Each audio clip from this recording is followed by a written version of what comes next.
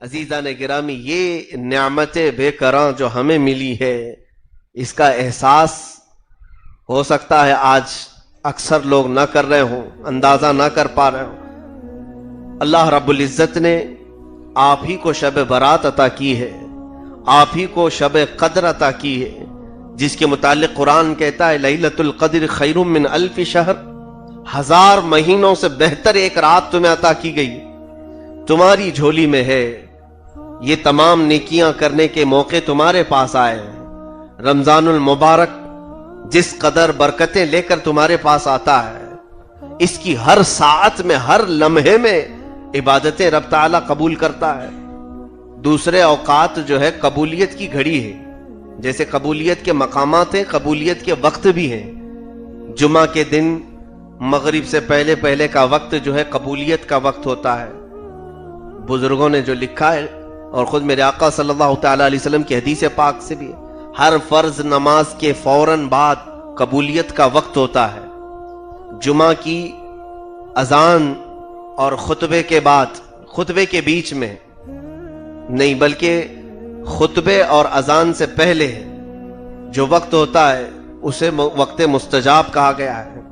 اسی طرح سے جمعہ کی نماز کے بعد یہ اوقات دعاؤں کے قبولیت کے اوقات ہیں، لیکن رمضان ایسا کہ اس کے پورے 24 گھنٹے قبولیت کے ہیں، ہر لمحہ اس کی قبولیت کی ساعت ہے۔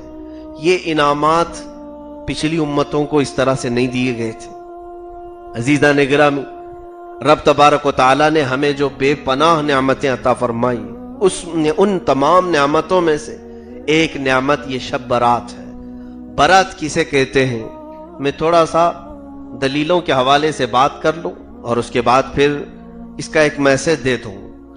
ویسے آپ کو بہت طول نہیں دوں گا، آج بہت سارے کام ہیں، ہمیں عبادت بھی کرنا ہے۔ برات کا مطلب ہوتا ہے آزادی۔ آزادی کس چیز سے؟ جہنم سے آزادی، جہنم سے چھٹکارا۔ اس کو عربی میں لیلۃ البرات کہا گیا ہے، یعنی آزادی کی رات۔ آج جو بندہ اللہ تعالیٰ کے حضور مانگا اور اس کی آواز پہنچ گئی، رب تبارک و تعالیٰ کے ہاں وہ مقبول ہوا، تو اس کا نام لکھ دیا جاتا ہے آج یہ آزاد ہے، آج فلاں جہنم سے آزاد ہے۔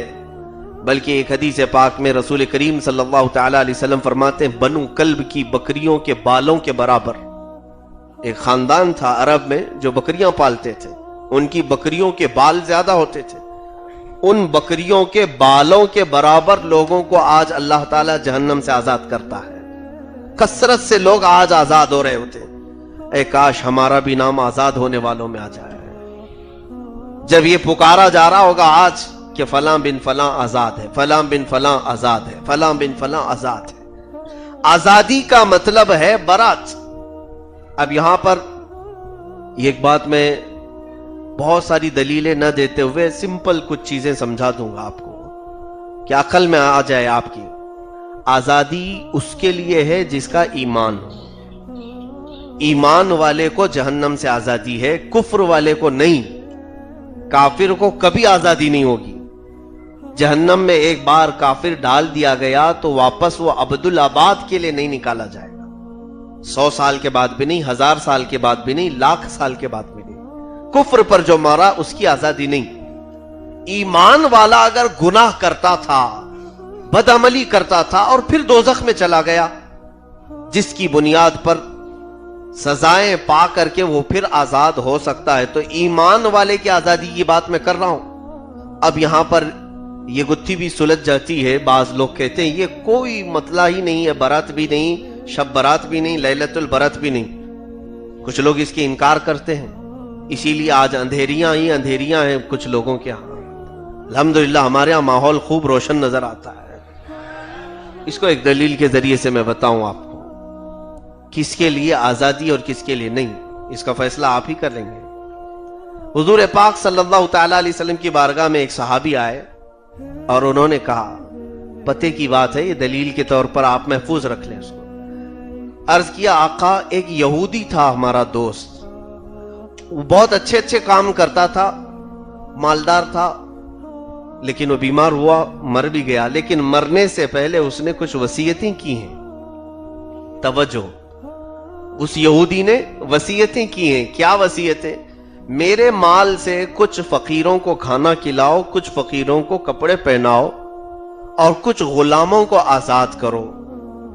کھانا کھلانے، کپڑے پہنانے اور آزاد کرنے کی وصیت کی، اور یہ سب کی سب نیکیاں ہیں، سب سے بڑی نیکیاں ہیں، اچھی نیکیاں ہیں.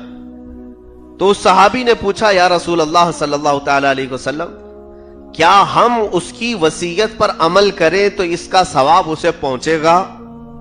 ایصال ثواب اسی کو کہتے ہیں نا. یہودی ہے لیکن اچھے کام کرتا تھا اور وصیت کر کے گیا ہے جو پیسے چھوڑا ہے کہ یہ کر کے جاؤ. اب سنیے جواب، اسی میں سب جواب ہے.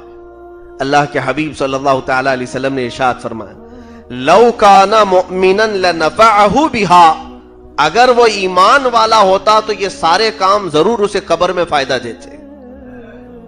سارے کام یہ اس کے مرنے کے بعد اگر تم ایصال ثواب کے طور پر کھانا کھلاتے تو بھی اسے پہنچ جاتا، اگر تم کسی غریب کو کپڑے پہناتے تو بھی اس کو قبر میں فائدہ پہنچتا، اگر تم کسی غلام کو آزاد کرتے تو بھی اس کو فائدہ پہنچتا، قبر اس کی ٹھنڈی ہو جاتی. لیکن شرط کیا ہے؟ ایمان پر مرا ہو. اب یہی ٹکڑا ہے جو دلیل ہے. حضور اکرم صلی اللہ علیہ وسلم نے فرمایا لو